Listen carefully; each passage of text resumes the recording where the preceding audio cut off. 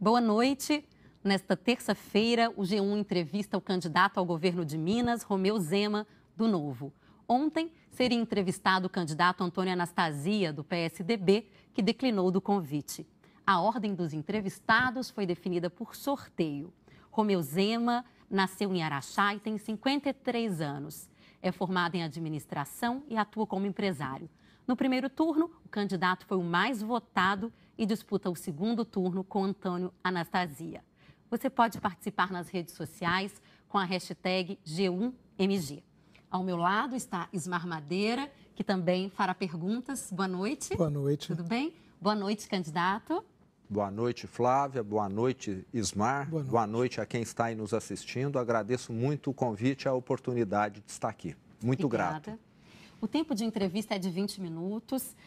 Faremos perguntas da redação e também de leitores. E depois um pinga-fogo com respostas sim e não. E no final, no minuto final, avisaremos para que o senhor possa concluir o pensamento. Eu vou começar e a primeira pergunta é a seguinte. No primeiro turno, o senhor apareceu em terceiro lugar nas pesquisas de intenção de voto e acabou sendo o candidato mais votado. Sinalizar apoio ao presidenciável Bolsonaro foi decisivo para a virada nas urnas? Flávia, eu te diria que o que mais contribuiu para a nossa boa votação no primeiro turno, primeiro foi o trabalho que nós fizemos desde o início do ano. Eu visitei quase 200 cidades, percorri mais de 50 mil quilômetros de carro e em toda a cidade fizemos vários eventos e o nosso crescimento estava contínuo, desde o início do ano, crescendo continuamente, de 1% para 2%, para 3% e assim por diante. O grande rompimento desse crescimento, que passou de uma progressão aritmética para uma progressão geométrica, aconteceu no debate da Globo.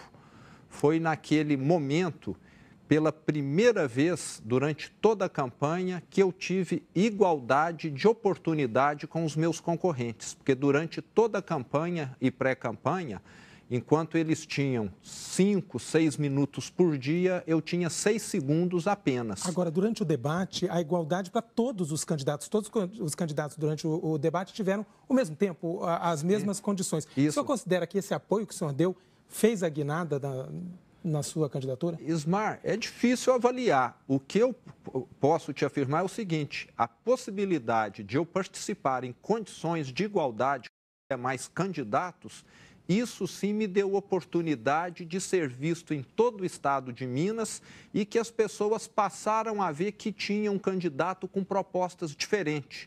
Um candidato que falou, eu não vou morar em palácio, eu vou morar na minha casa, e assim por diante. A minha grande dificuldade era ter visibilidade, porque nós, diferente dos outros partidos, não usamos recursos públicos. Nós, diferente dos outros partidos, não temos apadrinhados para poder facilitar as coisas. Então, a minha grande dificuldade era ter essa visibilidade. O senhor tinha um tempo pequeno também de propaganda eleitoral, mas aí o senhor apareceu no debate, deu apoio ao Bolsonaro, e eu queria que o senhor dissesse, o senhor considera que houve essa guinada por causa desse apoio ou não? Eu te diria que o fundamental foi participar do programa do debate. O Bolsonaro, não sei até que ponto contribuiu. E lembrando que eu falei, essa frase do Bolsonaro, Ismar, já era coisa de 00:30. Estava encerrando o programa. Você sabe que a audiência às 10 horas é uma, às 22 e a 00:30 é outra audiência. Mas foi um apoio que lhe rendeu aí, inclusive dentro do partido, alguns problemas. O partido considerou, inclusive a Executiva Nacional, considerou a atitude como infidelidade partidária. O senhor acha que foi contra o partido, a linha do partido, já que naquele momento o partido ainda concorria à campanha presidencial com um candidato próprio? Sim. Lembrando, Ismar e Flávio, o que eu queria dizer naquele momento era o seguinte: aqui em Minas, quem está votando no João Amoedo, está votando no Bolsonaro, também está votando em Romeu Zema.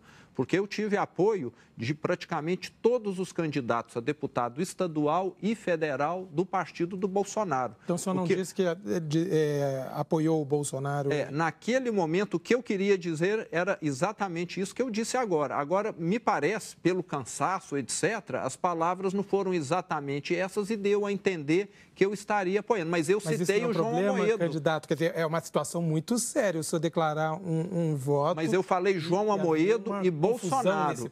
Naquele momento eu falei João Amoedo e Bolsonaro. Hora Seria nenhuma. um apoio parcial, digamos. O que eu queria dizer era isso. Quem vota em João Amoedo e vota em Bolsonaro aqui está comigo. E tanto é que boa parte dos deputados dele me apoiaram no primeiro turno e tive essa votação expressiva que, com toda certeza, eles contribuíram. Queríamos falar agora de algumas propostas e no programa de governo o senhor disse que o crime tem compensado e para combatê-lo de forma eficaz é preciso unicamente aumentar os seus custos e reduzir seus benefícios. Poderia explicar melhor a proposta? O que vem a ser? Sim. Tudo que nós fazemos em nossa vida, Flávia, é uma questão de custo-benefício. Você está trabalhando aqui agora, nesse momento, porque isso, com certeza, vai te trazer um retorno que justifique. E o bandido hoje, no Brasil, infelizmente, ele está sendo, vamos dizer, ele está sendo convidado a ser um criminoso porque a chance dele ser punido tem sido cada vez menor. O que nós queremos é mais efetividade nas investigações, de forma que haja mais esclarecimentos de delitos e, com isso, não haja essa impunibilidade que está disseminada. E como conseguir isso? Porque todos os governos querem fazer isso, né? Mas como o senhor conseguirá caso seja eleito? Então, Ismar, ontem mesmo eu tive a oportunidade de conversar, né, com uma equipe até grande da Polícia Civil e fiquei impressionado, Ismar, como a Polícia Civil aqui em Minas é vítima de influência política. Eles não têm condição... Mas como essa influência política? Então, o delegado, vamos dizer, de Uberaba, delegado da Polícia Civil de Uberaba, se ele está investigando um crime lá que incomoda algum poderoso, eles vão transferi-lo lá para Nanuque amanhã. Funciona desse jeito. Eu quero a Polícia Civil imune de qualquer influência política. Eles falam que nós não temos carreira, nós somos simples, toda hora é um deputado, é um prefeito, é alguém... Está prometendo autonomia da Polícia Civil? Na Polícia Militar isso não acontece. A Polícia Militar tem mais autonomia, a Polícia Civil não. Ela é vítima de, vamos dizer, influências, de chantagens políticas. Eu não quero que isso aconteça. Eu quero que ela seja independente para poder conseguir fazer um bom trabalho. Agora, existe toda uma contextualização da questão da violência, por exemplo, em relação às suas propostas que o senhor registrou, que não reagir em caso de um crime é uma orientação rotineira da polícia. Orienta, não reagir porque a pessoa pode ser vítima ali de uma ação pior do bandido. No plano de governo, o senhor diz que é preciso defender o exercício do direito de legítima defesa.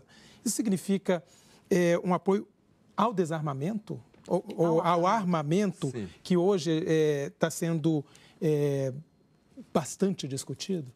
Ismar, o que eu digo é o seguinte, nós temos hoje no Brasil mais de 60 mil mortes de acidentes de automóveis, caminhões e motos por ano. Uma alternativa para acabar com essas mortes seria falar, a partir de amanhã ninguém mais pode andar de carro, caminhão e moto. Então, fica claro que o mau uso é que causa o problema, não é a existência. Pessoas que dirigem com cautela vão dirigir 10 anos, 20 anos... Sim, mas são situações mundialmente compreendidas como diferentes, ter um carro e ter uma arma de fogo, principalmente. Sim. E eu quero dizer o seguinte, hoje no Brasil apenas 2 populações têm arma. É o Exército, a polícia, de um lado, e os bandidos do outro. E a população sofre porque não tem o direito de se defender. Então o senhor defende... Defendo. O armamento, ou seja, essa abertura... Não incentivo, quero que a pessoa decida, é diferente. Não estou falando compre arma, não. Estou querendo dizer o seguinte, quem gostaria de ter... vê que é necessário, como um produtor rural que está lá na sua propriedade e chega gente lá e comete atrocidades com ele e com a família, como sempre acontece em toda a zona rural, ele teria de ter o direito de ter uma arma lá para se defender. Ele fica lá totalmente... pode aumentar a violência? Na minha opinião, diminui, porque a bandidagem tem tem tirado vantagem dessa situação, Ismar. Ok. Em relação à violência também, o senhor propôs que presidiários pudessem ser libertados, quando possível, usando tornozeleiras, né? Em casos que isso pudesse ser possível. E como aconteceria isso exatamente? E colocar os presidiários na rua está sendo criticado por várias pessoas que se preocupam com essa possibilidade. Ismar, nós temos de deixar bem claro, né, que essa questão da tornozeleira tem de ser usada com extremo critério pelo seguinte: nós não queremos colocar bandido na rua. Agora, uma pessoa que deixou de pagar pensão alimentícia para a esposa, que está detido, custando R$4.000 por mês para o Estado, e nós estamos num Estado quebrado, eu prefiro que ele fique na rua com tornozeleira do que ele fique trancado custando R$4.000 para o Estado. Eu estou falando de pessoas que não têm nenhum índice de periculosidade, mas lugar de bandido é na cadeia, isso tem de ficar claro. Não quero tirar bandido para a rua de forma alguma. Queria abordar um outro assunto, saúde. O que é necessário para que os mineiros tenham acesso adequado à saúde, exames e remédios em dia e sem filas? Flávia, um bom sistema de saúde. E um bom sistema de saúde envolve principalmente uma boa gestão, coisa que não ocorre hoje. Hoje o que nós temos visto é um sistema importante, que é o SUS, que entra aí município, estado e também governo federal, que muitas vezes trabalha de forma desorganizada. Se você for num hospital como o João 23, que está aqui em Belo Horizonte para atender traumas, você vai ver que muitas pessoas chegam ali para pegar um atestado médico porque estão com uma indisposição.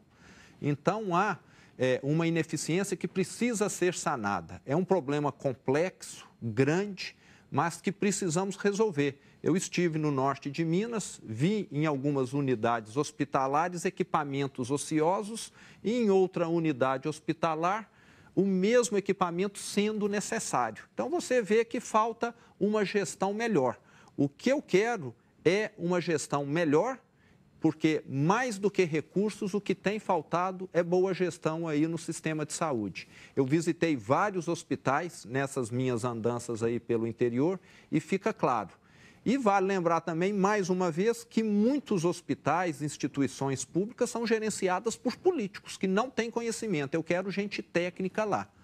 E outra coisa, quando um Estado, quando um governo é ineficiente, como o nosso, é um cabide de empregos, acaba faltando recurso para a saúde também. A gente vai agora passar para as perguntas dos leitores. Então, a gente já recebeu algumas e a primeira é do Leandro Ribeiro. Qual será a sua posição e medidas tomadas em um eventual governo a respeito da carga tributária? Leandro, o Estado de Minas hoje está quebrado. Eu reduzir impostos nesse momento e diminuir a arrecadação seria uma irresponsabilidade. O Estado não está conseguindo se manter, está faltando remédio nos postos de saúde. Mas eu já questionei que alguns impostos que foram criados em Minas, em vez de aumentar a arrecadação, diminuíram. É o caso, talvez, mas nós não tivemos acesso a dados, da gasolina.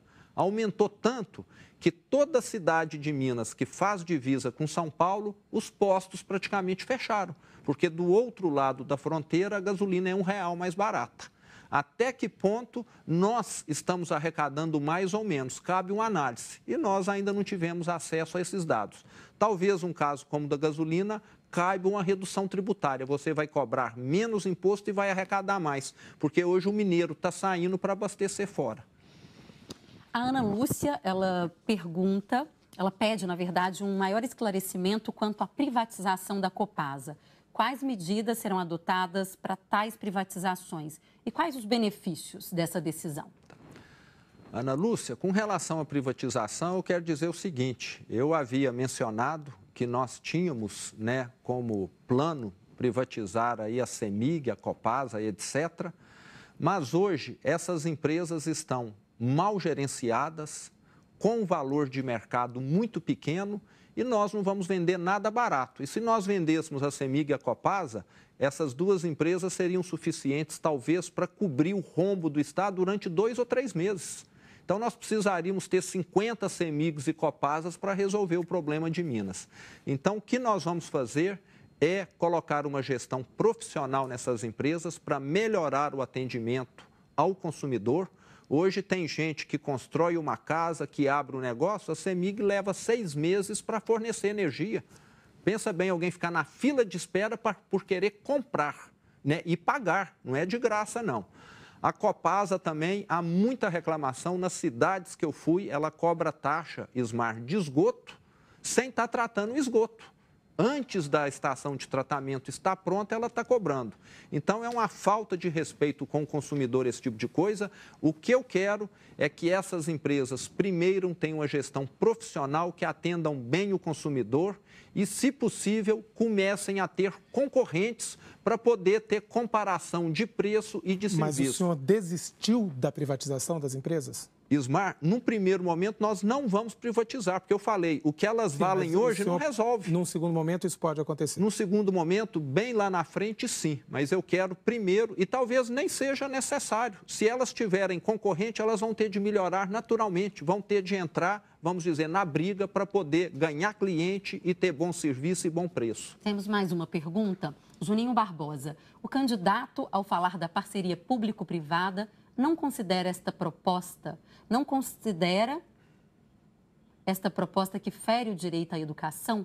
Não há saída administrativa e pedagógica para melhorar a educação em Minas? Ele está perguntando se a parceria público-privada ela não fere o direito à educação. Nós temos escolas públicas e elas vão continuar públicas, as escolas de Minas. Ele está falando de parceria público-privada, nós vamos fazer parceria público-privada, sim, em estradas. Hoje nós temos estradas que precisariam ser duplicadas, precisariam ser reformadas e o Estado não tem recurso. Aí o setor privado realmente vai entrar. Mas no seu plano de governo, o senhor fala da parceria público-privada na área de educação também. Nesse caso, mas seria um tipo diferente. Vamos dizer, no caso da UENG, que nós temos, da Unimontes, o que nós queremos são empresas ajudando num fundo, como já acontece lá fora, e tendo parceria com essas escolas de pesquisa, de formação de profissionais, mas mantendo a gratuidade que o aluno já tem hoje. Nada de cobrar de quem já está admitido e já é aluno dessas entidades aí. Então, as escolas continuam sendo oferecidas à educação estadual, seja em nível universitário, em nível médio ou qualquer outro nível, continuará sob a gestão do governo do Estado? Sim. Educação está na Constituição, é obrigação do governo fornecer e vai continuar sendo assim. Temos uma pergunta aqui, o senhor tem um tempo curto para responder. Qual a proposta para o fortalecimento da FUNED? É a pergunta do Daniel. Eu gostaria que o Daniel me explicasse o que é a FUNED, ou você sabe? Fundação Ezequiel Dias. Ezequiel Dias. Importante centro de pesquisa, produção de medicamentos e vigilância em saúde. Sim. A proposta nossa é que todas essas autarquias do governo sejam muito bem avaliadas para que nós possamos ver o que elas estão tendo de custo e o que elas estão proporcionando de serviços à comunidade, à população.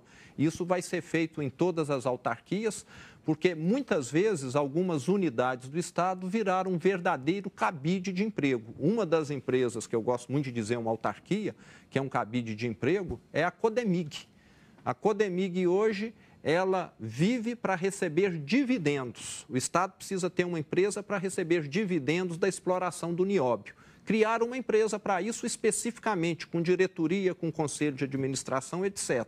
O que nós queremos é que esse dividendo seja recebido, mas quem sabe na MGI. Então, tudo vai passar por uma análise aí. Candidato, o nosso tempo está quase acabando e aí eu queria ir para o Pinga Fogo. Por favor, responda objetivamente sim ou não. Tá.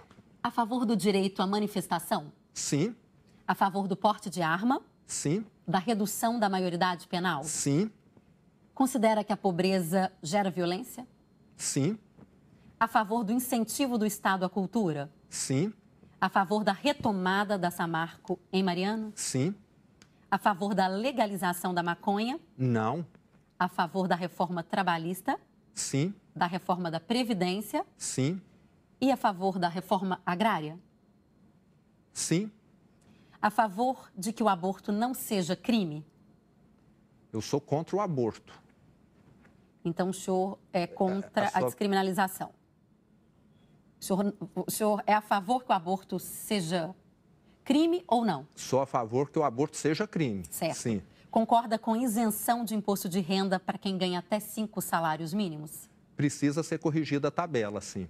O senhor tem 1 minuto para as considerações finais, por favor. Perfeito.